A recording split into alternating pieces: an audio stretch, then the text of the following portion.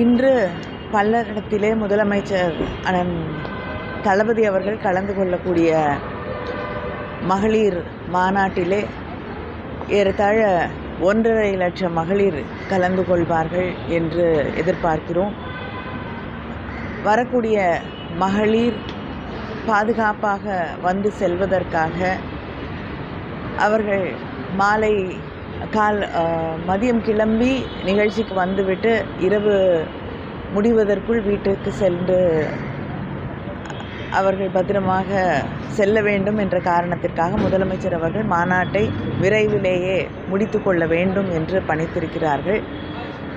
1.5 லட்சம் மகளிர் வரக்கூடிய அந்த இடத்திலே அவர்கள் பாதுகாப்பாக வந்து செல்வதற்காக அந்த பஸ்கள் நிறுத்தக்கூடிய இடங்கள் இதையெல்லாம் வரையறுத்து எந்த பகுதியிலே எந்த பகுதியிலிருந்து எந்த ஊரிலிருந்து வரக்கூடிய மகளிர்கள் வர வேண்டும் என்பதிலிருந்து மிக தெளிவாக அவர்களுக்கு அறிவுறுத்தப்பட்டிருக்கிறது. அது மட்டும் இல்லாமல் வரக்கூடிய மகளிருக்காக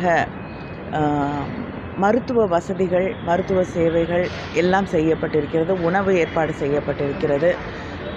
போதிய தண்ணீர் ஏற்பாடு செய்யப்பட்டிருக்கிறது. எல்லா வசதிகளும் அவர்களுக்கு வந்து செல்லக்கூடிய வகையிலே அவர்கள் பாதுகாப்பாக வந்து பத்திரமாக வீடு போய் செல்லக்கூடிய வகையிலே எல்லா ஏற்பாடுகளும் செய்யப்பட்டிருக்கிறது.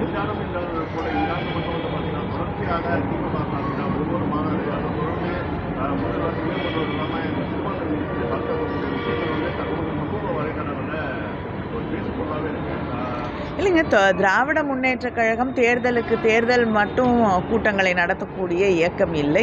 மக்களை சந்திக்கக்கூடிய தலைவர்கள் திராவிட முன்னேற்றக் கழகத்தில் தேர்தல் நேரத்திலே மட்டும் வந்து மக்களை சந்திக்கக்கூடிய தலைவர்கள் கிடையாது. முதலமைச்சர்லேருந்து எடுத்துக்கிட்டிங்கன்னா தொடர்ந்து நிகழ்ச்சிகளை நடத்தக்கூடிய, கூட்டங்களை நடத்தக்கூடிய இயக்கம் தான் திராவிட முன்னேற்றக் கழகம்.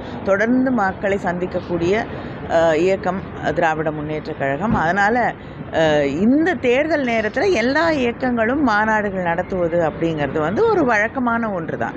அதனால் தேர்தல் சமயத்தில் மகளிர் மாநாடு, இளைஞரணி மாநாடு என்பதை இங்கே நடத்த தொடங்கி இருக்கிறோம். ஆனால் இதற்கு முன்னால் தொடர்ச்சியாக மகளிரை சந்திக்கக்கூடிய, மகளிர் அணியில் இருக்கக்கூடியவர்களை சந்திக்கக்கூடிய, இளைஞர்களை சந்திக்கக்கூடிய கூட்டங்கள் தொடர்ந்து நடைபெற்று கொண்டு தான் இருக்கிறது.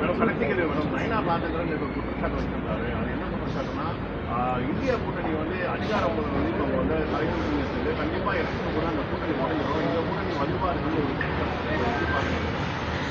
அவர்